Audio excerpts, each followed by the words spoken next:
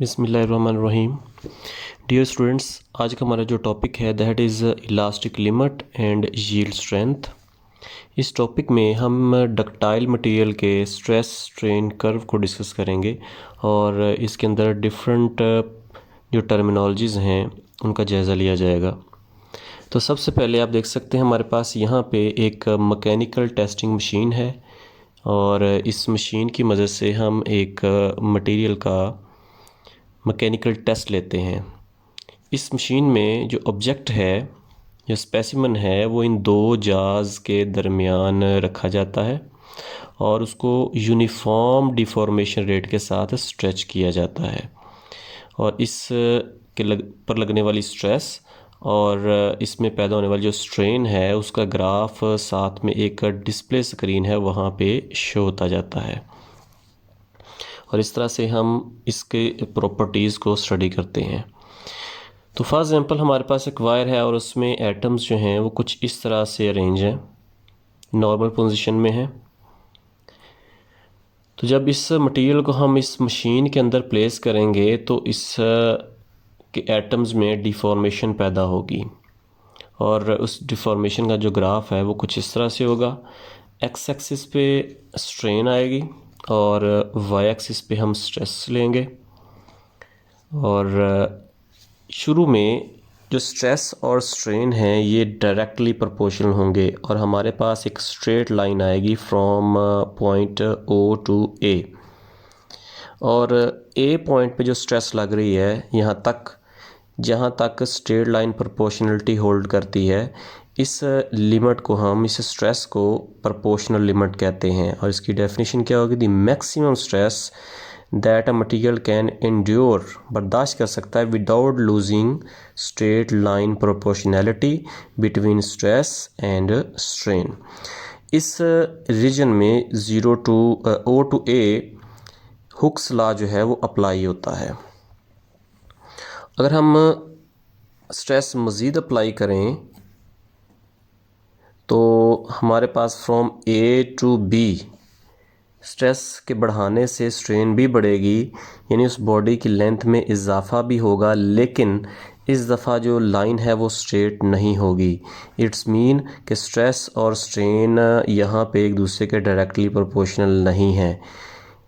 अगरचे ए से लेके बी तक या ओ से लेके बी तक किसी भी पॉइंट पे आप स्ट्रेस हटा लें, बॉडी अपनी ओरिजिनल शेप में या लेंथ में वापस आ जाती है।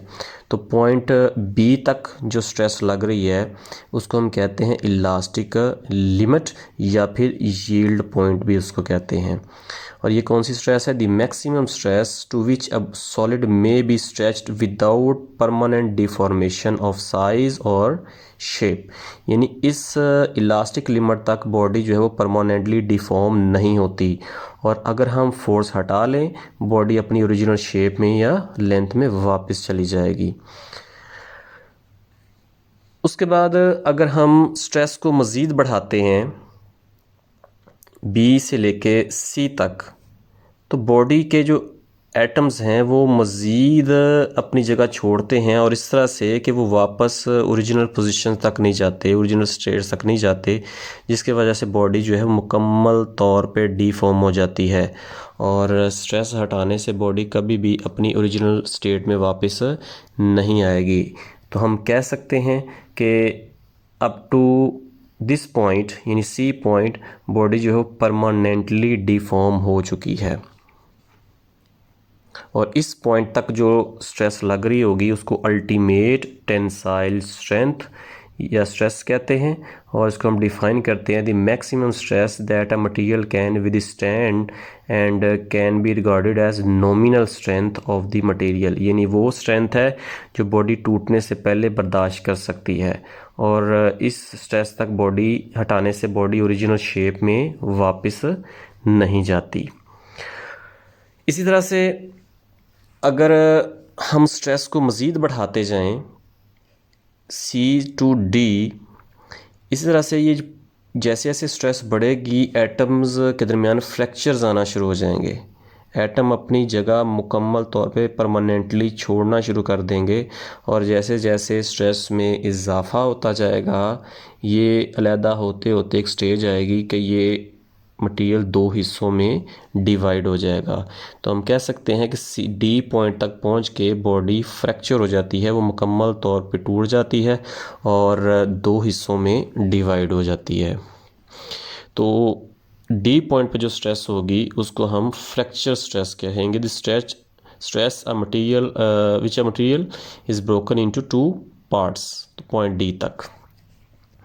अब यहाँ पे वो मटेरियल्स जो डी पॉइंट पे जाके टूटते हैं यानी वो डीफॉर्म भी होते हैं और उनमें फ्रैक्चर्स आते हैं और आस्ता आस्ता फिर जाके वो टूटते हैं। ऐसे मटेरियल्स जिनमें प्लास्टिक डिफॉर्मेशन होती है उनको हम डक्टाइल मटेरियल कहते हैं। इसमें तकरीबन तमाम मेटल्स शामिल हैं। जबकि वो मटेरियल्स जो बी पॉइंट क्रॉस करते ही टूट जाते हैं और वो परमानेंटली डिफॉर्म नहीं होते, ऐसे मटेरियल्स को हम ब्रिटल मटेरियल्स या सब्सटेंसेस कहते हैं। इसके एग्जांपल में ग्लास, हाई कार्बन स्टील वगैरह शामिल होते हैं। तो आइए हम मज़ीद इस ग्राफ को थोड़ा सा देखते हैं। यहाँ पे देखें ओ से लेके ए तक जो है वो हुक लॉ अप्लाई होता है और ए से लेके बी तक हुक लॉ अप्लाई नहीं होता। लेकिन अगर हम ओ से लेके बी तक किसी भी पोजीशन पे आके अपनी स्ट्रेस हटा लें तो बॉडी वापस ओरिजिनल शेप में या लेंथ में चली जाएगी। तो ये जो रीजन है जो यहाँ पे ब्लू हिस्से में शेडेड एरिया में आया हुआ है, ये रीजन कहलाता है इलास्टिक रीजन और इस बिहेवियर को इलास्टिसिटी कहते हैं। आपने हुक्स लॉ में यही पढ़ा होगा, within elastic limit stress is directly proportional to strain.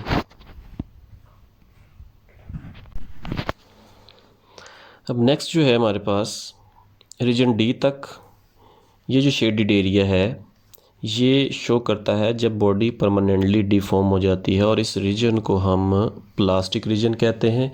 और वो मटेरियल्स जो ये इस रीजन तक पहुंचते हैं वो उनका बिहेवियर जो है प्लास्टिक बिहेवियर, इस प्रॉपर्टी को प्लास्टिसिटी कहते हैं। अब हम कुछ मटेरियल्स को देखते हैं जो कि डक्टाइल और ब्रिटल हैं। मेटल्स ऑलमोस्ट तमाम की तमाम जो हैं वो डक्टाइल हैं एक्सेप्ट मरकरी जो कि लिक्विड स्टेट में है। तो गोल्ड, इसमें कॉपर है, सिल्वर है, आयरन या दूसरी मेटल्स जो हैं ये तकरीबन सारी डक्टाइल्स हैं। इनको मोड़ा जा सकता है, इनकी वायर्स बनाई जा सकती है और इनको किसी भी डिज़ायर शेप में लाया जा सकता है। इसके बरक्स कुछ मटेरियल्स हैं जिस तरह ब्रिक्स है, ये ब्रिटल है, ये इलास्टिक लिमिट क्रॉस होते ही टूट जाती है। इस तरह से हाई कार्बन स्टील है, ये जो राउंड बार्स हैं जो कि ड्रिलिंग में इस्तेमाल होते हैं ये भी ब्रिटल हैं। इस तरह से डायमंड भी ब्रिटल है और ग्लास भी ब्रिटल है, ये भी इलास्टिक लिमिट क्रॉस होते ही टूट जाता है। तो ये था हमारा topic elastic limit and yield strength. Next lecture में हमने टॉपिक के साथ आएंगे। ओके, अल्लाह हाफिज़।